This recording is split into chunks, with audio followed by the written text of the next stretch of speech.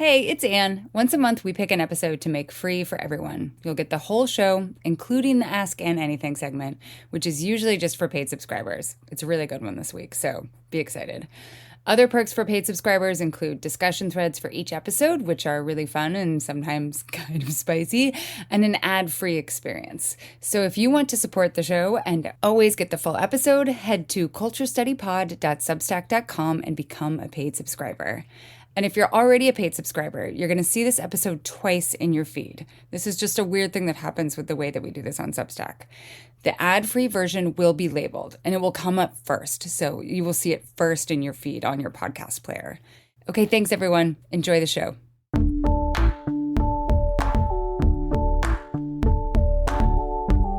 This is the Culture Study Podcast, and I'm Anne Helen Peterson.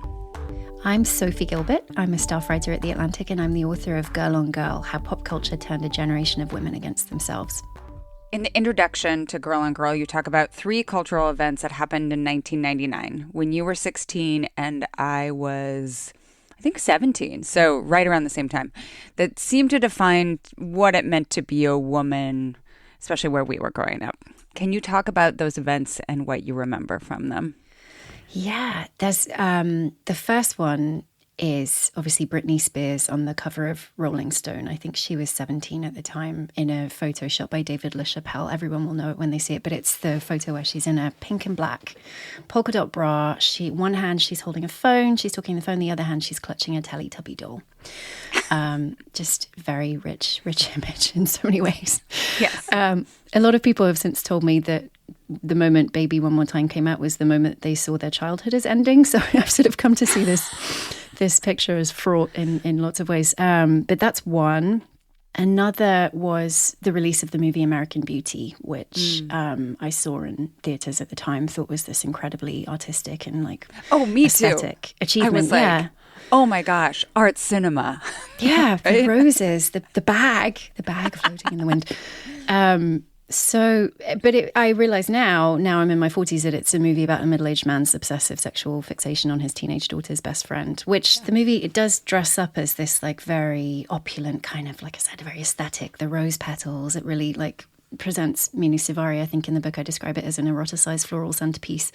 But yeah, like weird film. And also I've come to think recently about Annette Bening's character and how much Lester hates his wife, who's this like ambitious careerist woman who's really doing her best in so many ways. Right, and how I think the viewer is taught to think about Annette Bening's character as well, right? Right, yeah. Like the incredible scene of her cleaning the apartment that she's showing, the condo or whatever, and how like it's monstrous, right? When really it's, I'm doing the best that I can to sell this house. No, absolutely. She's presented as this kind of like very hysterical, to use a loaded word, like very high strung, very sort of careerist monster who's endlessly ambitious and grasping and like really toxic to her husband, who just wants to sell burgers and smoke weed and have a nice life and lust on this 16-year-old. So I know, you're like, chill out. Yeah. Wow. What a bitch. I know. But it won 5 Oscars, including Best Picture. So, yeah, it was very much accepted at the time as a great work of cinematic art. And then there are 2 different versions. One ran in the magazine and one ran in the book. So are you thinking maybe of like the woman on the Houses of Parliament, or are you thinking of the Abercrombie Fitch catalogue? The version I read was in the book. So okay.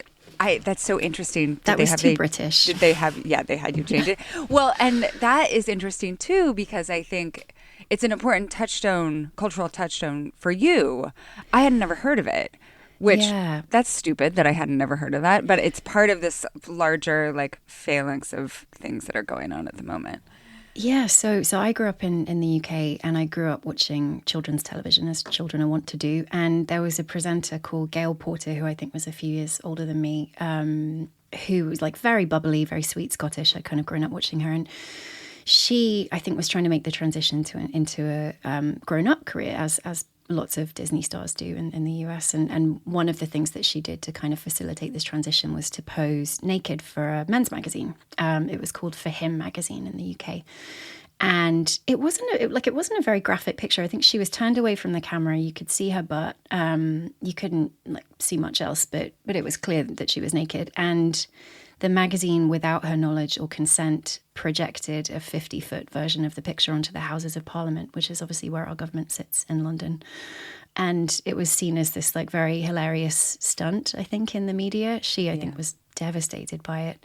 And it's only really, again, more recently that I've come to see sort of the symbolism of projecting it onto the Houses of Parliament, where fewer than 1 in 3 members of Parliament were women at the time, and really asserting to us as women and girls at the time, you belong in soft focus photo shoots, not inside this building making laws.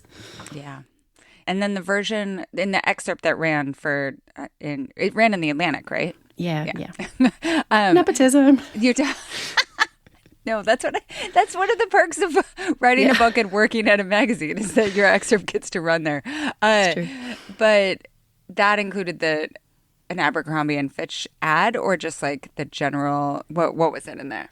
So I have since gotten my hands on the catalogue. I ordered a $50 very archival copy of it, but it was the Abercrombie and Fitch holiday catalogue. That came out at the end of 1999, and it was called Naughty or Nice. Yes. And it was targeting, I think, Abercrombie's customer base, which is 13 to 18-year-olds. And it featured, but it is among the porniest things I've ever seen. It features an interview with Jenna Jameson, where the man interviewing her just harangues her to let him touch her sexually throughout the interview. It's really gross. Poor Jenna. There's also an interview with 17-year-old Lily Sobieski, who I think was just coming out of Eyes Wide Shut at the time. But it describes her as a Lolita. There's all this very sort of leading questions about whether or not she's a bad girl. It's just this really, I kind of want to write an essay just about this one catalogue, Abercrombie catalogue, because it's just such a rich text. And, I think these work so effectively because they're such vivid, things that stick in your head, especially for people our age. But I think also if you were older and you were witnessing this and you're like, what is going on here? Or if you're younger and you see it from that remove of I'm 11 and this is what teens are interested in, then I should be interested in it. But you do such a great job in the book of positioning this moment and the transition into the 2000s as reaping the wages of a lot of complicated negotiations of feminism that were happening in the 90s. We're going to get into all of that, and we have questions that specifically deal with that. But I would love, how did you become convinced that you wanted to write a book about these issues? A lot of things happened kind of all in a row, and my stories that I was writing for The Atlantic just ended up circling very similar themes. I think, obviously, Donald Trump beat Hillary Clinton in 2016, and that felt really shocking to me at the time. And Me Too happened not a year later, not quite a year later, and it made clear that despite the fact that we were, I think, constantly being told as women that we'd made so much progress in the workplace and that we were doing so well and making great strides, it actually, work was fairly awful still for lots of women. COVID happened. I had twins in New York during COVID and went through a profound identity crisis because I was really sleeping 2 hours a night, and you lose your sanity, I think, when that happens. And I couldn't watch TV, I couldn't read, I couldn't sit through a movie, I couldn't do anything. I could stare at my phone for seconds at a time, but that was it. And I realized in the process when I went back to work and I started trying to put myself back together again, how much I'd constructed my identity out of cultural works, which seems simple, but it really kind of hit it home for me, I think. And then after Roe was overturned, I just realized that the progress that I had assumed would be inevitable throughout my life was not inevitable, in fact. And for some reason, everything kept coming back to the 2000s for me. And I wondered if I could go back and look at that era, whether I could make any of our recent history make sense. Yeah. I think that the overturning of Roe was a very startling point for a lot of people who thought, okay, well, Trump happened, and then we had Me Too. And then, the overturning of Roe also coincided with a lot of people who were Me Too'd re-entering the marketplace, right? This idea that pushing back in that way, pissed off a bunch of men, and there's this attempt to reinscribe patriarchy in really, gross ways. Yeah, 100%. The backlash to Me Too was really instructive, I think, on that front. Like the idea that women had gone too far by telling the truth of what had happened to them was really like, well, no one think of the men. It was very striking. Yeah, and okay, I'm going to save this because I want to get into the questions because we're going to talk a lot about it. So I told you this before we started recording, we got spectacular questions. We always do, but we got particularly spectacular ones because there are a lot of women who are approximately our age who listen to this show. And I think a lot of us are grappling in the same way that you do in the book, and in a way that I think listeners, you're going to find this book really compelling. In a way that's difficult to reconcile, like how we participated in it, right? Like it's not so easy as like looking back and be like, that was gross. And at the time, I also thought it was gross. It was like, no, that was gross. And at the time, I was kind of like, fine. This is how it is. No, that was the central question of the book for me. Like I remembered I was working in restaurants when Brittany shaved her head, and my manager kept coming to get me to give me updates and like to bring me back to the office so I could look at the computer and be like, what? And it was like entertainment. It was like this rolling soap opera with like the TikTok of updates, and no part of me, I think, seemed to see it as cruel that I was enjoying this woman's crisis. Yeah.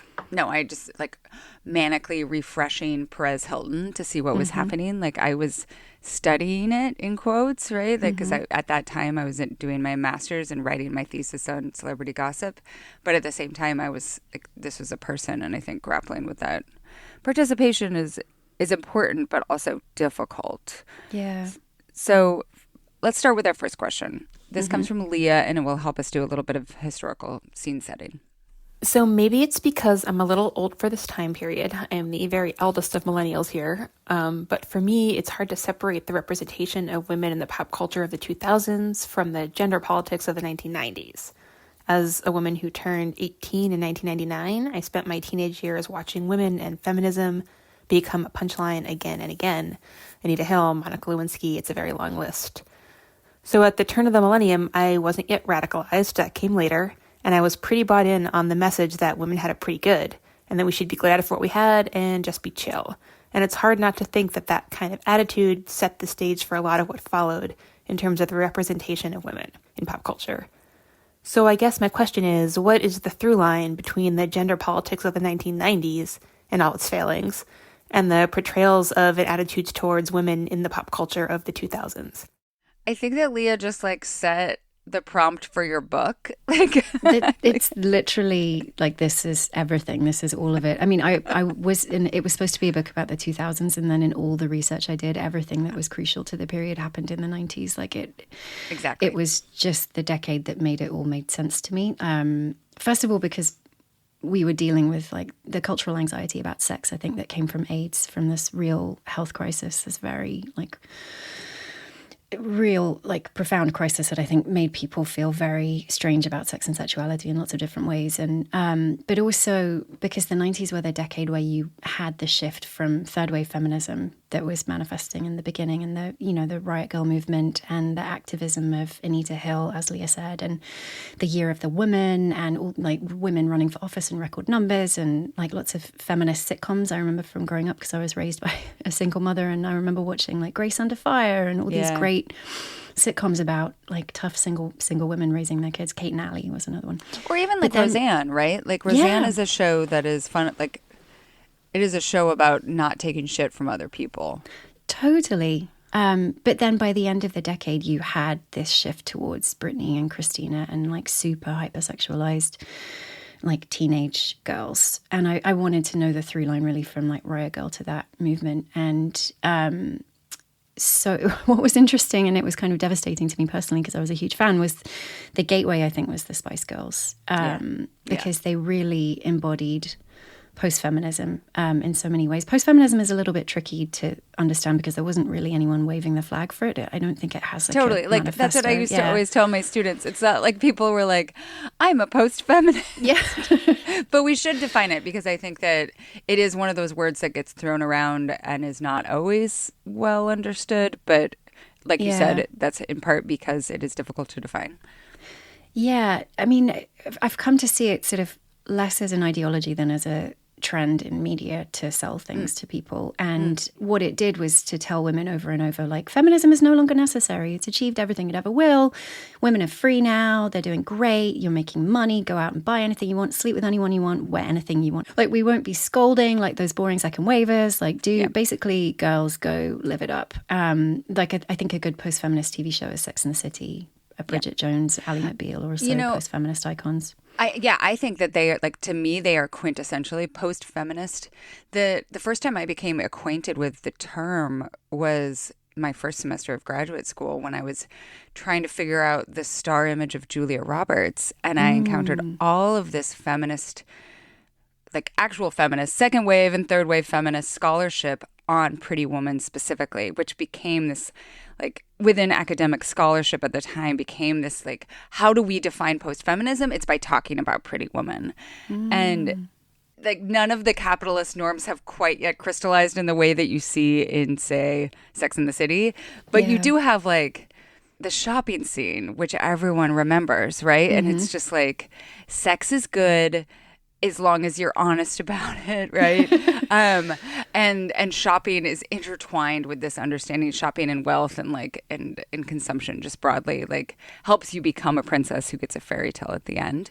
Yeah, and it's very individualist, I think, individualistic compared with, say, the more collective energy of, like, third wave feminism. But I think if you look at the slogan "Girl Power" and the way it was used by Bikini Kill, who were using it very intentionally to put two words together that people wouldn't normally associate, girl and power, two words that no one would put together naturally, and doing so in a way that was, like, intentionally activist and really demanding change for women and girls in the punk scene, but also in their own lives, like demanding ends to sexual assault.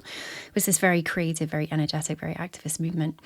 And then the Spice Girls came along and they sort of appropriated the slogan "Girl Power," but the ways in which they used it, it didn't really mean anything anymore. It was, like, very celebratory. It was like, woohoo, girl power.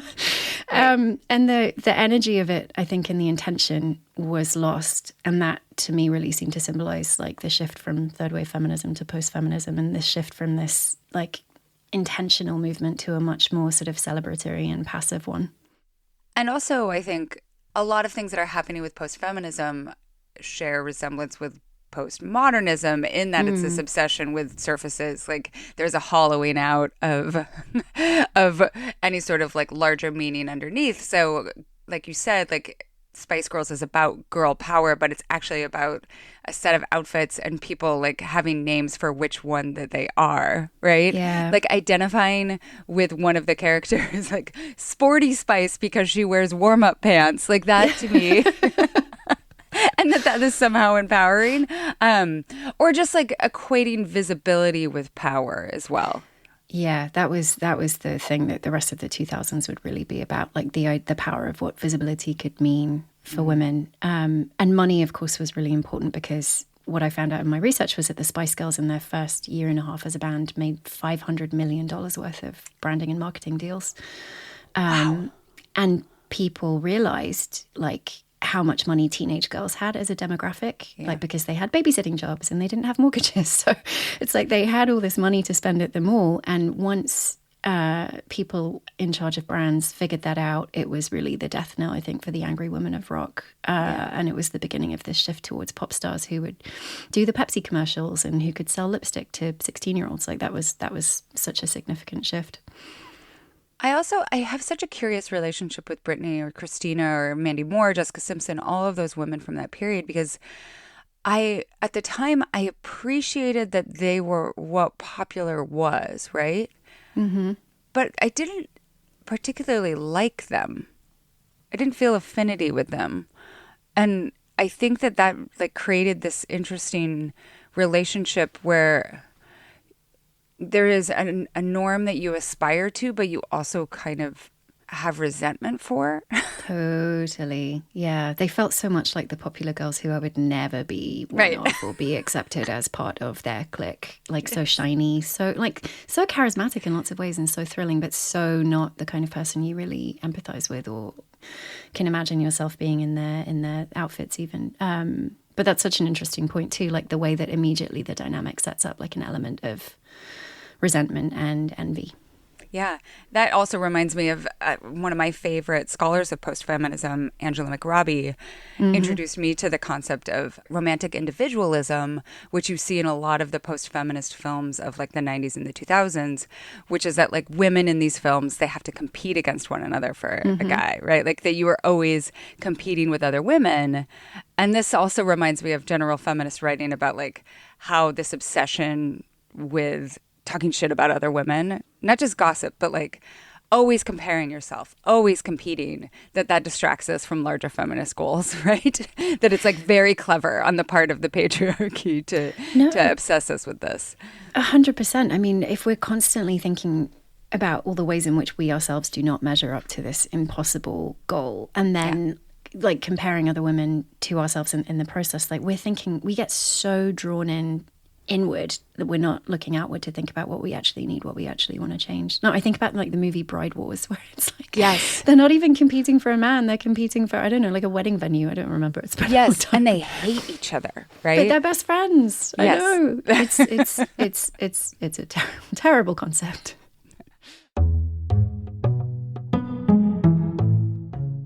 Today's episode is sponsored by Beam. Sometime in like starting in my early 30s, I would wake up in the middle of the night, like 2 a.m., 3 a.m. Maybe I'd have to go to the bathroom, maybe not. And I would just struggle so hard not to have my mind start going through my to-do list, just like right there. Like, oh yeah, now is the time when we should start thinking about all those things that we should do. And it stressed me out. Like it made me think about, oh, you're not sleeping, which made me like more anxious about not sleeping. It's a bad cycle. But it doesn't have to be that way. Introducing Beam's Dream Powder. So this stuff, you put it into like hot water. It's kind of like hot cocoa. The flavor that I really like is cinnamon cocoa flavored. And you have it like kind of as a wind down before you go to sleep. And it has a bunch of natural ingredients that help you stay asleep, which is fantastic. And there's ingredients that you'll recognize like magnesium and melatonin. And it has really changed my sleep. Dream is an all-natural sleep blend with science-backed ingredients designed to help you fall asleep, stay asleep, and wake up refreshed. Unlike other sleep aids, there is no next-day grogginess, just real deep sleep that helps you actually feel good in the morning.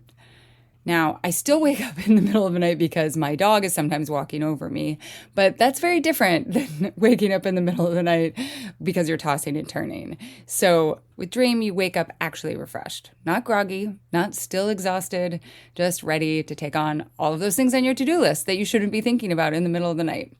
And I'm not the only one. Beam has improved over 17.5 million nights of sleep, and 92% of users surveyed reported better sleep and waking up refreshed.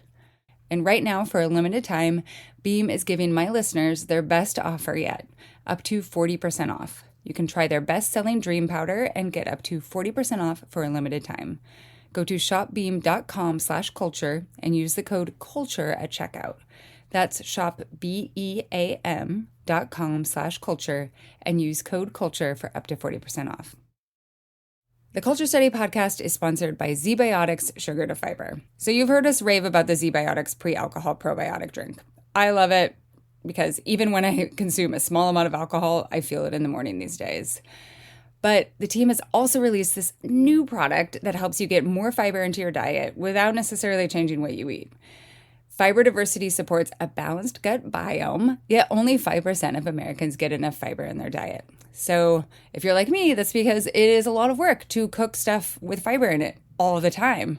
That's why I started using ZBiotics Sugar to Fiber probiotic drink mix every day. I love broccoli. It's like one of my favorite foods. I eat it with a lot of like noodles and tofu and chicken and other things, but I love broccoli. But this helps me like not only have to eat broccoli. The PhD microbiologists over at ZBiotics understand that 95% of Americans don't get enough fiber. So they genetically engineered a probiotic drink mix. It's called Sugar to Fiber. You just add it to your hot water in the morning. Some people add it to like a milkshake. I guess that's another word for a smoothie. Sugar to Fiber turns sugar in the foods that I'm already eating into a prebiotic fiber called leaven fiber. It's really hard to get from a typical diet, and it helps improve the amount and diversity of fiber my body receives. Every day, I put a pack of Sugar to Fiber in my morning hot water, and it tastes really good, actually. And I feel great. Our bodies are confusing wonderlands. So anything that can make it seem a little bit more reliable, on track, dependable, it's great.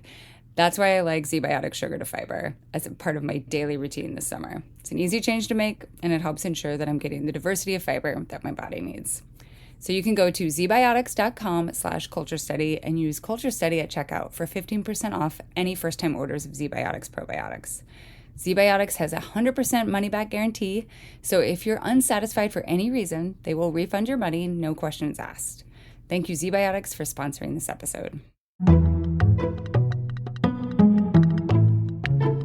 Okay, let's talk about sex now because I think this is such a key component of all of this. So this next question comes from Molly. I'm interested in the ways in which women's sexual liberation in the early 2000s seemed so revolutionary at the time. Think Sex and the City Samantha, entire Cosmo magazine editions dedicated to blowjob tips, Girls Gone Wild, but ended up being largely a repackaged form of misogyny that did not move women anywhere closer to having a fulfilling sex life or embracing their bodies. What ways is this still impacting us today? What is the current version of this? I'm thinking about one of the women on Secret Lives of Mormon Wives getting a labiaplasty for her own confidence, when one of the risks of that surgery could impact future ability to orgasm or enjoy sexual pleasure. How do we move beyond this and begin to call it out? I also just want to mention another question, which we didn't choose because it was so broad but so important.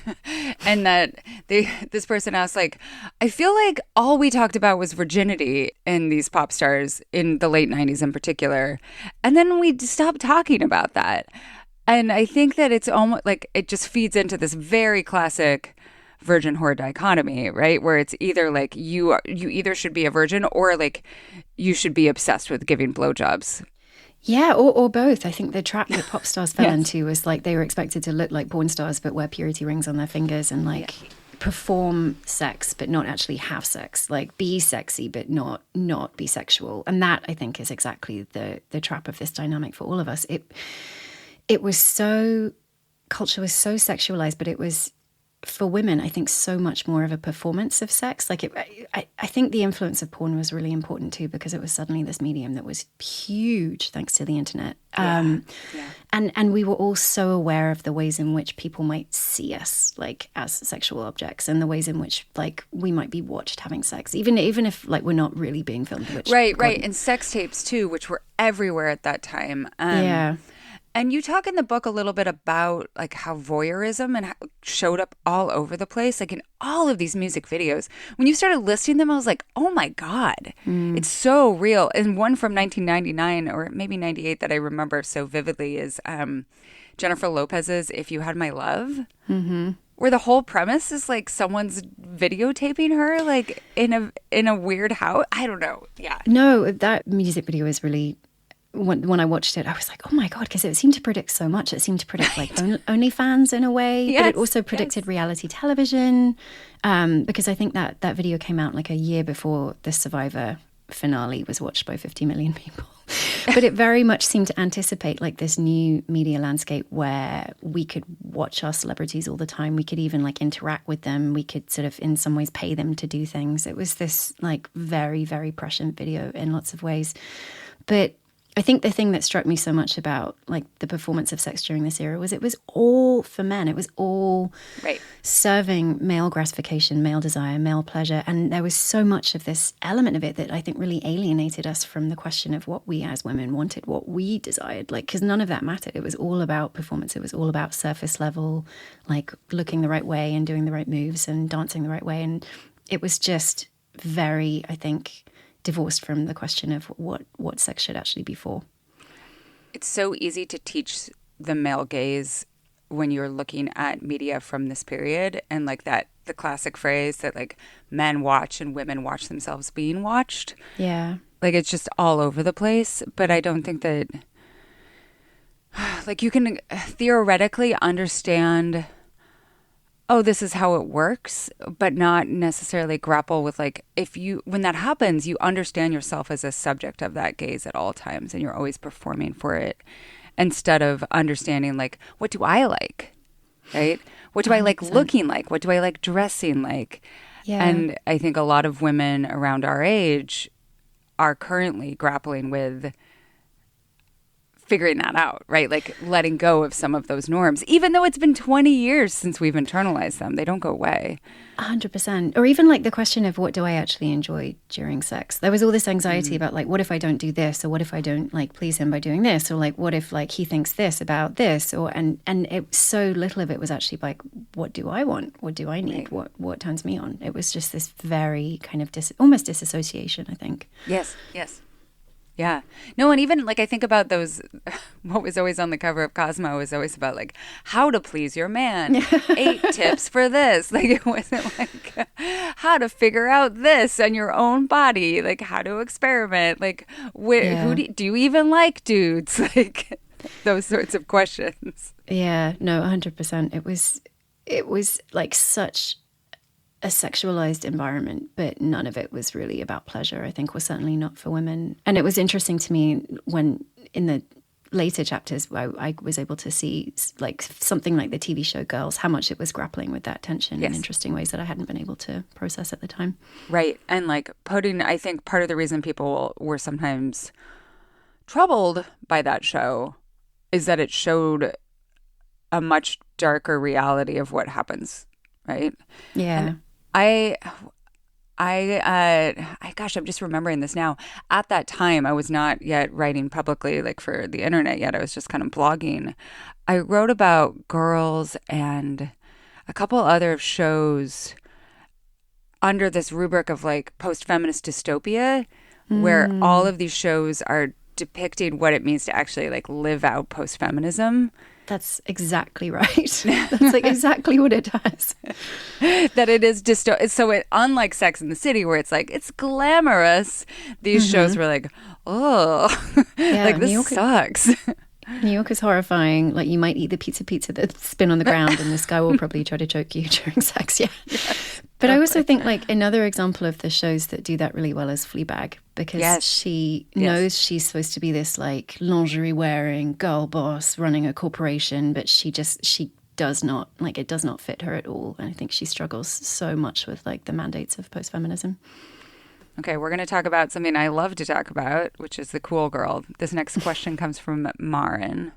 The image that sticks with me is Cameron Diaz dancing in her underwear and headgear at the beginning of Charlie's Angels. She was hot but relatable. She was hot and talked about farting in interviews. As someone who worked in the TRL building at 22 years old, I felt successful feminism was being able to take it and wear bras as shirts. How do we speak to our younger selves who took so much shit from gross men and pretended we could handle it? Yeah. I just reread your piece on Jennifer Lawrence and the cool girl this morning, actually. It was such a good trip down memory lane. And I know, well, and it's like, that was a decade ago. Mm-hmm. And you know, thinking about Jennifer Lawrence, who became the kind of the apotheosis of the cool girl, who now really doesn't have much of a career. Cameron Diaz also not in the spotlight. Like that trope. There are new cool girls, of course, but like I do think that understanding of hot femininity was very much of the aughts and early to mid 2010s. Yeah. So what do you think's going on there? I mean, again, I think it speaks to the same impulse of the most important thing in media in the 2000s being gratifying what men want and everyone internalizing that. Yeah. And it was interesting to me that the Gone Girl speech about cool girls, or the not speech, but the narrative, the monologue, that I think Gone Girl was published in 2012, maybe. Yeah. So it seemed very much like it was coming at the end of this decade of like real profound misogyny, but also like internalized misogyny among women in media. Like I remember I moved to New York to go to journalism school in 2007. I had this cousin who was working in finance who would like go out with all his clients to strip clubs, and I would go along and I would, think it was just a cool, fun time. And in some ways it was, but it was just also very much the thing that people did then. And it never occurred to me to be like, no, I don't want to do that. Like, right. Can we just go to a bar? And I think, you quote this review of Bridget Jones. The reviewer describes the general vibe as like trying to be incredibly independent while also trying to be all things to all men. Yeah, 100%. And that, to me, like, that's like at the heart of cool girlness too. Yeah, just really trying, and again, being so alienated from the idea of what you might actually want or enjoy that you can be like, no, I would love to eat 10 Slim Jims and watch like 5 hours of baseball with you. That sounds great. Like, yeah, it's just like this real pandering almost to the idea of what men want, which I don't even know if it is authentic even. It was just this like idea disseminated across media. And also like this real erasure of the actual work to achieve feminine ideals, this incredible, impossible contradiction of always consuming, but looking like you never consume. Yeah, Hilary Mantel had a quote that I used in the book about the ideal physique of womanhood in the 2010s being someone with like very large breasts, a very tiny waist, like a perfect buttocks and no pubic hair. And it's very much this sort of childlike figure in lots of ways with like inflated breasts that is not authentic in nature. Like it has to be purchased. Yeah. And the purchasing like was so much of a theme throughout media too. But there was something I was thinking about recently because part of the project for me was thinking about why I couldn't fight back or like why I didn't protest more during this decade or why it didn't even occur to me to. And I think I was thinking about the response to Katherine Heigl when she gave a Vanity Fair interview in which she very lightly critiqued Knocked Up, the movie, for being a little bit sexist, which I think is very gentle. It's certainly more gentle than the critique I would give Knocked Up at this point. But she was pilloried for it. She was torn apart by the director, Judd Apatow, by the star, Seth Rogen. They seemed to see her, again, very light critique as being some huge betrayal of the code of, I don't know, like brotherhood that they had all established on the movie or something. It seemed like her career suffered as a result of this very mild criticism. And I think things like that happened all the time throughout the decade. And they made it clear to us, I think, over and over again that in many cases it was just not worth protesting. Like the cost would be too great. Right. She became a difficult woman. No, and I remember too, like there was something... she really became known as almost like a shrew, right? Yeah. And which was also the character that she was playing, I think, in most of her movies. So, I mean, it doesn't really help that was how she was typecast. Right. It became her star image in a way. And like there's difficulty with Anne Hathaway too, right? Because she wasn't complaining, but she was like too earnest. She wasn't like, and she was always held up against, especially at this time, against Jennifer Lawrence as like, she's trying too hard. She wants things too much. Yeah. Whereas the cool girl gets things but doesn't want them. Or doesn't look like she wants them or doesn't look like she's trying. Yeah. Yes. Exhausting. I know. Okay, let's talk about dudes. This next question comes from Susan, and Melody's going to read it. Is it just me, or was comedy and rom-com male culture especially toxic in the mid to late aughts? Every movie I can think of, Wedding Crashers, He's Just Not That Into You, The Breakup, Step Brothers, the Hangover movies, all of those Matthew McConaughey movies, the Apatow Invasion, they are all about immature men and the boys will be boys narrative that the female counterparts were expected to not only tolerate and work around, but appreciate. While we have retroactively judged the movies of the 80s and 90s for terrible behavior, I think the aughts are technically worse given how recent they were. All right. So how do you think of this sort of like the inverse of what's happening with femininity and feminism in the 90s and 2000s? Oh, God, the aughts were so much worse. Like so much worse. Yeah, they were. Because you had like really the long protracted death of the one form of movies that had taken women seriously and treated them as like worthy of pleasure and gratification, which was the rom-com. Like you had this long, slow death of the rom-com. But I have a chapter about this in the book, and I sort of trace it back, I think, to American Pie in 1999 and the like huge success of this movie about like I think they call it the teen sex comedy, which sounds so dubious to me now as a genre, but how it revived the teen sex comedy, for want of a better term, and created this wave of imitators that was so much worse, each one worse and worse. And I think if you think sort of movie by movie, you can really see this extended period of adolescence for men being presented throughout film, like the idea that teenagehood is not something now that needs to end at 18. It can go on until 20 or 25 or even 30, like if you're having a really hard time. It's just this celebration of like really juvenile, male bonding, fraternal, adventures, and also the real cementing of sex and the loss of virginity is the thing that secures adulthood for men, this kind of heroic rite of passage that enshrines men as men.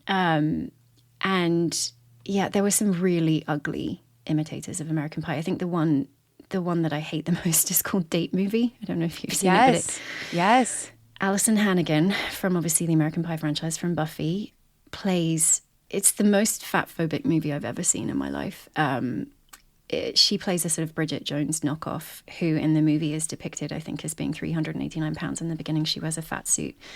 And the whole joke of the entire first scene is that she is disgusting because she is fat. Like, she dances down the street. She's very joyful. I think she's dancing to, like, Khaleesi's Milkshake. It's this really fun scene in lots of ways.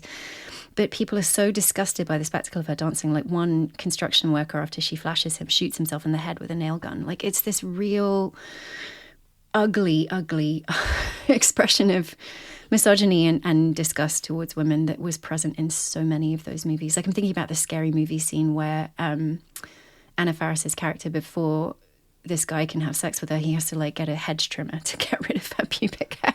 Oh my God. It's so bad. There was just so much disgust for women. Women, first of all, weren't around very much. When they were very hypersexualized as objects, or they were scolds, or they were shrews. You know, they were like, why are you going to Las Vegas without me? Like, Right. No, and this is like, it's interesting too in terms of like, instead of the male gaze on the body, it's more like on female behavior. So women watch themselves being shrews and then like internalize a way of behavior that is repulsive. yeah. And also like just this incredible misogyny, like internalized misogyny towards other women. Yeah. And the tolerance too, like that, oh, if this is how men are, then like the ideal woman has to be a woman who tolerates that sort of man. Yeah, and in these movies, she always is. Like, there's always this kind of schlubby or like unsuccessful or like really unprepossessing hero who is redeemed by the love of a woman who is way out of his league. Like, that is the theme throughout basically every movie in the 2000s. And it really, I think, it was a really sticky idea. It was really contagious. The idea that like all men needed to grow up to become the best versions of themselves was the love of a really hot woman. What's that movie? Oh, Long Shot with Charlize Theron and Seth Rogen, which I actually think is like this almost like a redemption of that trope because Seth Rogen is a good guy. Yeah, it's also like Seth Rogen. It's been so funny to see him in the studio lately because I think he's actually doing the best work of his life playing just like a normal, nice guy who's kind of old and dresses well and isn't this like immature idiot. But there was a Seth Rogen movie with Anna Faris. I can't remember the name. But there was a scene, I think it was from 2012, maybe. There was a scene in which his character is having sex with Anna Faris's character while she is blacked out. And at some point, the scene is, I think, supposed to be redeemed by the fact that he stops because she's blacked out and she briefly wakes up to chide him for stopping. But it's like, to me, it's quite clearly now a rape scene that was played for comedy. And it's Right. It's really... This was just kind of the vibe, I think, of a lot of movies in the 2010s. And one thing that was interesting to me, too, is like the career of Todd Phillips throughout the decade, because he started, I think, by writing Old School and then went on to obviously do the Hangover franchise and then wrote Joker, which was extremely critically favorably responded to and a very interesting movie, but also has this real profound kind of incel ideology throughout it that if you look back, you can sort of find elements of in his earlier comedies. Right. It's, I mean, that's like whatever word we have for the masculinity of the 2000s, like that's that dystopia, right? Instead of the post-feminist dystopia, it's like the 2000s dude dystopia. Yeah.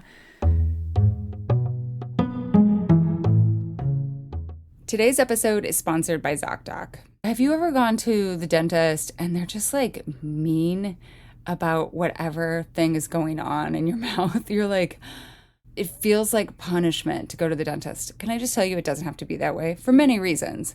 But one is that you cannot go to your dentist anymore and you can get over that roadblock of being like, but then I have to find another dentist. One of the easiest ways you can do that is by using ZocDoc.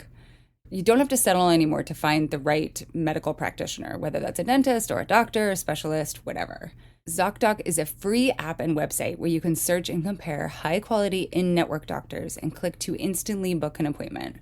We're talking about booking in-network appointments with more than 100,000 doctors across every specialty, from mental health to dental health, so that's how you can find another dentist, one that you actually like and respects you, primary care to urgent care, and more.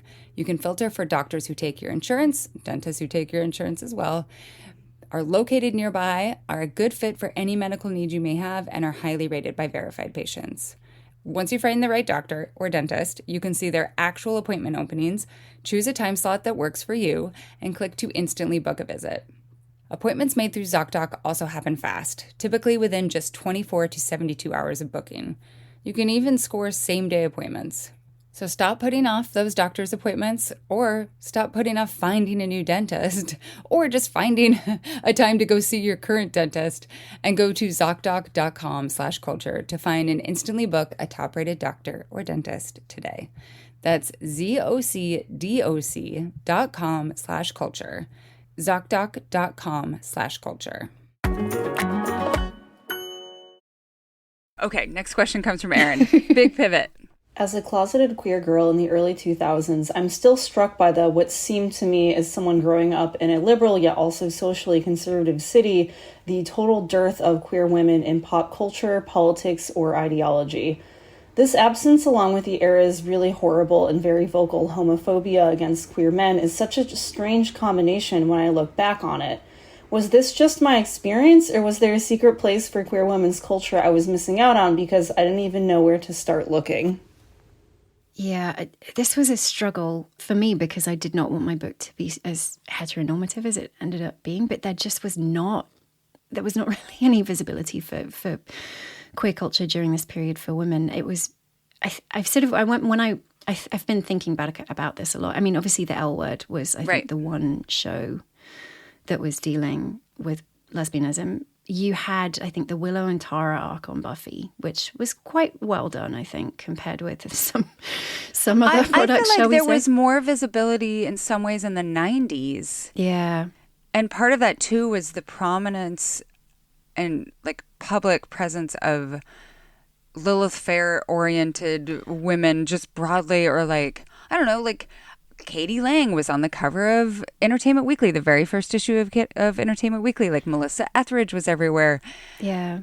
But then also there was this real, like, this was part of post-feminism, was this idea that, like, oh, you like those artists? Then you're a lesbian, right? Like, using it as a way of disciplining women for any sort of, like, different way of being that wasn't smoothly hetero in some way. Yeah, but then also reclaiming lesbianism for men, like for the male gaze to turn men. Like, I'm thinking about Shot of Love with Tila Tequila, where she had to perform, like, she was a straight woman, but she had to perform being bisexual for this V8, like, I think it was MTV or VH1. Anyway, one of the shows, reality show in which she was supposed to be making out with men and women. And also, like, but yes, the shift that really struck me in the music chapter of the book was the shift from the energy of Lilith Fair and the collective force and the creative potential of, like, showcasing other women and working together. Like, the shift from that to Tattoo, where suddenly you have two Russian teenagers who are also both, by the way, straight, making out behind a wire fence while, like, these old creepy men watch them. I mean, Tattoo, the band, I think was manufactured by a Russian psychologist who had a porn addiction, so it in some ways makes a lot of sense. But, like, the sort of shift in terms of women loving women and sexuality, the shift from, like, Lilith Fair to Tattoo was just so instructive to me. Or like Katy Perry too, right? And, like, I Kissed a Girl, which is, like, just so overt in the way that it wields that, like I liked it. I hope my boyfriend don't mind it. Like, we're doing a Katy Perry episode, so hopefully we'll unpack some of that stuff. But, yeah. But in terms of visibility and representation, I was thinking about the OC. Do you remember the art when Marissa Cooper had an affair with Alex, who was played by Olivia Wilde. Olivia Wilde, yeah. Yeah, like I think Olivia Wilde's one of her first TV appearances. And I went back and I found this interview with Josh Schwartz where he was like desperate to have more scenes of them kissing, but Fox would not let him have any because it was such a conservative media environment after, I guess, Janet Jackson and the Super Bowl and Nipplegate. I think suddenly everyone was very skittish about what the conservative response would be to certain kinds of things like in media. And so he wrote an episode, I think, where he had like a dozen scenes of them kissing, knowing that 11 of them would get taken out and he could just at least keep one. But again, I mean, not the most authentic portrayal and of women also being just attracted like to each other. An understanding of like queer women as always being like homonormative in some way, like always being very femme, like you still have to be hot enough for guys to think that you're hot and then for it to be surprised when you like ladies, you know, like. Right. There was this really interesting thread too that I was reading about earlier today about how Lindsay Lohan's relationship with Samantha Ronson during this period was portrayed, I think, in media so much as like part of her downfall, right? Yes. It wasn't like she was in love with a woman or dating a woman or having genuine feelings. It was very much like part of her bad girl arc, which I think was how like TV shows and movies treated like queer romance and queer love during this time as well, like part of her downfall. So I guess what we'd tell Erin is that like, no, you weren't missing out. No, you weren't missing anything. There was nothing out there. It was wasteland. Our next question comes from Denali, and it's about a seemingly lighter side effect of this culture, but I think it's actually huge. Can't wait to talk about this one. That's why I said seemingly. How did fashion in the 2000s prime an entire cohort of women to not really understand the basic parts of their bodies with regard to clothing? So I have this theory that women who came of age in this general time frame, including me, have no idea where on their bodies to wear their pants. There has just been so much pants fluctuation in our lifetime, and it took me a really long time to figure out how to comfortably wear clothes, even though it's something I have to do every day. Anyway, maybe it's just me, but I do think it could be generational. I also feel like there is a tie-in about the rise of Victoria's Secret culture and the glorification of a bra store that doesn't sell a very wide range of bra sizes. Yeah. I ascribe to this theory 100%. I think all millennial women have low-rise jeans trauma, and that's part of the reason why the reaction to low-rise jeans coming back into fashion is so incredibly strong. It's not about young people returning to a type of fashion. It's about that trauma. Yeah. I think clothing during the aughts was not clothing in the sense that we understand it to be now. It was not about what it covered. It was not about like how it fit the female body. It was about what it could expose with like maximum deniability, I think. Yes. Yes.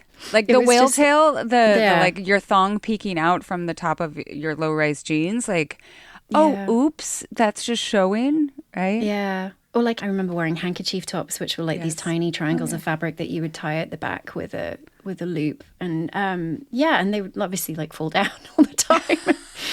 It was sort of a moment of clothing, not as garments that you actually might wear in real life, but as things that you could go out without getting arrested, but that would still expose as much of your body as possible. Yeah, and I think that. Like, what did that teach us about what sort of clothing makes you look hot? What sort of clothing makes you look desirable? How you should feel in your body when you are attempting to look hot? Like, the way that we, like, normalized a string of fabric going up your butt. Like, that is just how you should feel all the time. Like, it really, like, I remember someone being like, you get used to the thong. No, and never. And people told me that too.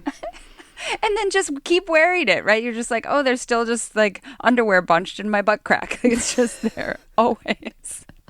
And why? So that you don't have panty lines, right? So that you have this illusion of smoothness that we decided that like the appearance of underwear should somehow be effaced in all ways. Or even worse, so that people could see the top of your thong underneath your very low-rise jeans and be like, oh, she's wearing a thong. Exactly. Well, and the bra too, I think that's such a great point, bringing that in. The idea that your bra should be uncomfortable, right? Mm-hmm. And that also that because these bras often were so poorly fit, like that your breast should be overflowing the bra in some way. Mm-hmm. Yeah, like the Wonder Bra, I think, was a really interesting garment in terms of changing bras forever, because it again was this post-feminist moment where when people lightly critiqued the ads of like Eva Herzegova on these huge billboards that apparently caused like traffic accidents because her boobs were so big, the makers of Wonder Bra were like, this is an empowering garment. Women feel powerful when they wear Wonder Bras. And I'm like, they might feel powerful, but this is not giving any woman anywhere any power. Like, it's not. Well, and this gets to something that we haven't talked about explicitly yet, right? Is that like owning one's own sexuality or owning one's own sexual objectification. Like, how does that work? Is that the same as power? How does race intersect with that? Because that's always been part of the complicated conversation, right? Is like, as a Black woman and you've never had control over your sexuality or how it has been represented, like if you get to own how you represent it, is that empowering? And do white women like us get to decide that? Like that's a difficult place for me to figure out. It's a real tension for sure. And also like wanting every woman to have absolutely like the control to dress in any way that she wants, and knowing that that is actually a crucial part of like allowing women the choice, like not dictating, as the people at the Cannes Film Festival are doing at the moment, like what women should wear to be accepted in public. Like, right. The freedom to dress any way you please, I think, is really important. But also, so much of the book for me was not about indicting individual people or individual choices. It was more about identifying patterns and trying to figure out what those patterns were telling me and telling us at this time. And so much of the pattern of empowering garments, I think, during this time was about pleasing men. Yeah. I was reading Maris Kreisman's review of your book, or write-up of your book, in her newsletter, and she was like, I kept waiting for the moment that this would feel like so many other books in this vein, which is that, like, scolding. Mm-hmm. And it never arrives there. And I really agree with that. Like, there isn't this tone of like, oh my God, you suck that you participated in this, or like we all suck. You know what I mean? Like, it's not that, like, it doesn't make me feel like that. And it's a real high praise, I think. Thank you. I really, yeah. I mean, I was there. I was there through all of this. I was wearing the tops. I had the low-rise jeans. I'm sure my thong was sticking out. My uncomfortable thong. And we were, all of us, being groomed, I think, to participate in this environment in so many different ways, and the ways were so insidious, and every form of media was telling girls the same thing, that sex was their form of power. It was the only form of power they would ever need. It was the most important one. It was the only thing they should ever aspire to. And it just, of course we absorbed it. Like, it was very, very hard, I think, for me in this moment to find counter narratives, and eventually I did, and they were really, really powerful. But when you're being told over and over and over again that there is really only one acceptable way for a woman in public to behave, like, of course, it's very, very hard to critique that.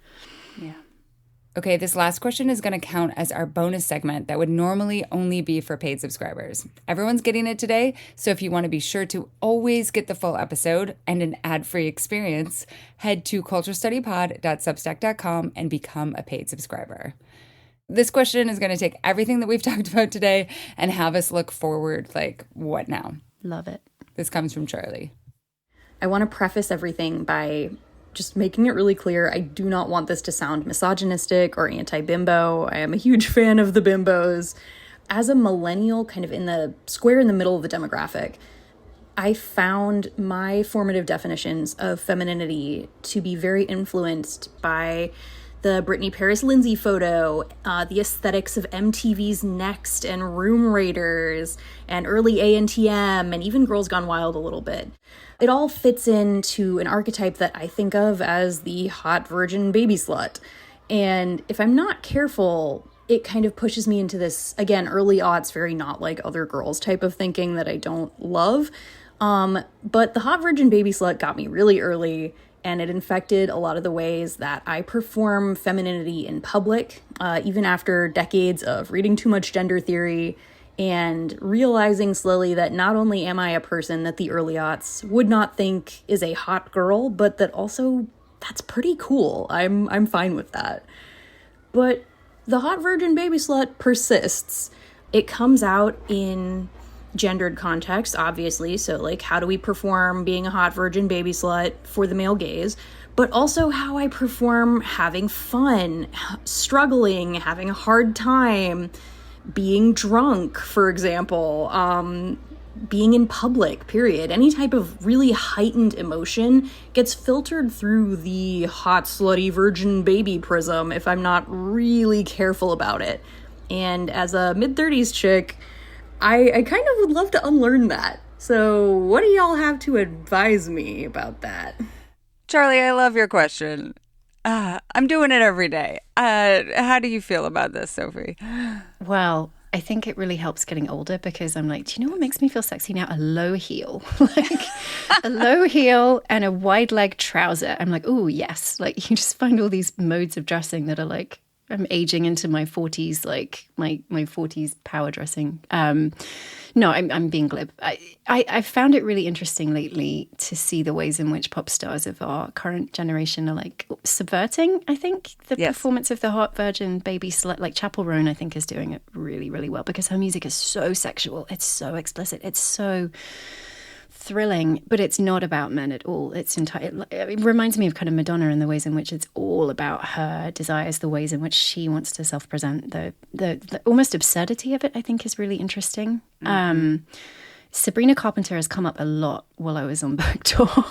There are a lot of questions about Sabrina Carpenter, and the writer Amanda Hess made this really good point about her during a panel we did, which is that she is performing a kind of stereotypical feminine sexuality, but it's almost like the kind that a middle-aged divorcee would do. Totally. It's like very like Dolly Parton, sex kitten, old-fashioned sexuality in a way. Like very winking, right? Yeah, like old-fashioned bombshell. It's sort of kind of alienated from like our contemporary ideas of what a like sexy woman is. So I think the more that women can play with these real absurd versions or these like extensions of sexiness and find what feels good for them and find what feels most akin with their own identities and with their own ideas about sex and power and pleasure, like the more fun we'll have, I think. To treat it as something that is not a requirement for us to be out in public, to be accepted, to not like induce disgust like date movie, but to just have fun for ourselves. What do you think? I think also that like Charlie, like this question to me is part of the unlearning, right? Yeah. Like calling attention to the moments when you're like, oh man, there's hot slutty virgin baby coming out. Like, like even having knowledge, you know, and like you said, your book is a lot about acknowledging patterns. And it seems like even in this question, Charlie is acknowledging patterns in their own life. Yeah. That I think like that's doing the work. And right. It's like unlearning this shit, it takes so much longer than learning it. But the moment that you see it as something that A, that exists, and B, that can be unlearned, you're most of the way there, I think. Yeah. Like the real danger of this era was just how much we absorbed and didn't think to question. So thinking to question it is like such a momentous step. Yeah, and I can't say enough about aging. And also I think like as you also kind of veer off of like the desirability, the like even being able to achieve that ideal, it becomes liberating in a different way. Mm-hmm. And I have a memory of being what I assume is around Charlie's age, mid-30s, and someone who is several years older than me talking about like how they were moving into their like vintage Eileen Fisher era. So that they were just obsessed with shopping Eileen Fisher separates on eBay, like finding just boxy shit. And I was like, huh. Like, that's so foreign to me at that moment. And now, and only like 5, 6, 7 years later, like I'm so much more, like you said, like, oh, a flowy trouser with a low heel. Or I'm like, oh, my sneakers with this cuffed jean. Like, it just, or even like the other day I was taping an episode with Jason Diamond about men's fashion. And he was talking about how moving into his dad era, he has become so much more like comfortable with adopting like everything from schlubbiness to like slutty dad with jorts, like just in so many different ways as he's aged and taken on different identities. And so I think that is just part of the work. Yeah. But I think of that line from the Walton Goggins SNL skit where he's like, mature queens dripping in tall boots. Like, yes, that could be me. Because it's like, it's a joke, yes, but it is reverent. It's very reverent. Mature queens. Like, and aging into my mature queen dripping in tall boots era. And the only other thing that I'd add is that like there were so few public ways of being back in, like, as, the late 90s, the early 2000s, especially growing up in smaller places. Like, I just did not see different ways of being in the world. Yeah. And now, even though I think that there are a lot of, like, hegemonic norms that keep getting reinscribed, like, there also are all of these different ways of, like, understanding different ways of being in the world. Like, even, like, the appreciation of, like, mother, right? Like, it is incredible to be venerated in this way as an older woman, right? If that person is mother. Or, just like the multiplicity and unending options that also are available on something like TikTok. Yeah. There's a quote in my book that from Susan Sontag where from an essay she writes on aging, where she says like something like, there's only one standard of female beauty is sanctioned, the girl. And I think for a long time we went along with that, the idea that you had to be girlish to be beautiful. But I think people are experimenting more and more now, like letting their hair go grey, not getting Botox, like just exploring what it means to be beautiful and to be visibly aging. Like I'm I think, not always very comfortable, but I am enjoying, I think, finding ways to sort of try and imagine that in my own life, in my own mirror. But once we are willing to move away from girlishness as like the only way that you're allowed to be beautiful or powerful as a woman, which is absurd because girl says again, like not a word that goes with power. It opens up all these new avenues for exploration, which can be really fun. Low heel, I'm telling you. I think that's a perfect place to end it. Where can people find more of you if they want to read more of you on the internet? I am at The Atlantic. That's my home. And I'm on Instagram. I'm Sophie Gilbert Writes. And I'm on Blue Sky. And do you have a preferred place for people to buy your book? Wherever they would like to buy books, or even if they would like to go to the library and check it out from there, that would be lovely. There's an excerpt at theatlantic.com if you want to get a sense of it. We'll put a GIF link in there. Thank you so much for joining me. This has been a horrendous delight and pleasure. It has been awful and wonderful for me too.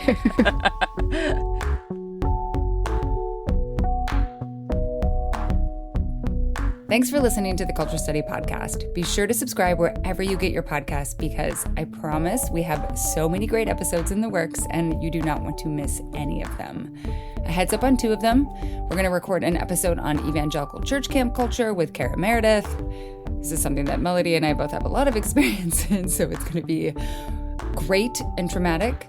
And Kara Meredith has a new book out about this very subject. We're going to do an episode with linguistics professor Nicole Holliday, which is going to be all about accents and variations in American English and about how linguistic variations have so much to do with like our various cultures. It's going to be fantastic. So if you want to submit any questions on those topics or suggest a different topic or ask a question about the culture that surrounds you or submit a question for our subscriber-only advice time segment, go to our Google form at tinyurl.com/culturestudypod or check the show notes for a link. Today's episode is free for everyone, so if you like what you hear and you want to support the show, head to culturestudypod.substack.com. It's $5 a month or $50 a year, and you'll get ad-free episodes, the Ask Ann Anything segment, and weekly discussion threads for each episode. If you are already a subscriber to the Culture Study newsletter, you also get a massive deal. It's something like 40% off on a monthly or yearly subscription.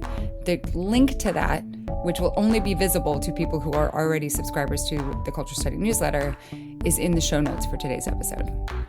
And if you're a paid subscriber to the pod, head over to the discussion thread and keep the conversation going. I want to hear what other cultural sludge this brought up for you. We could talk more about any of the many, many subjects that we covered in the pod, but I'm sure it will make you think of others. The Culture Study Podcast is produced by me, Anne Helen Peterson, and Melody Rowell.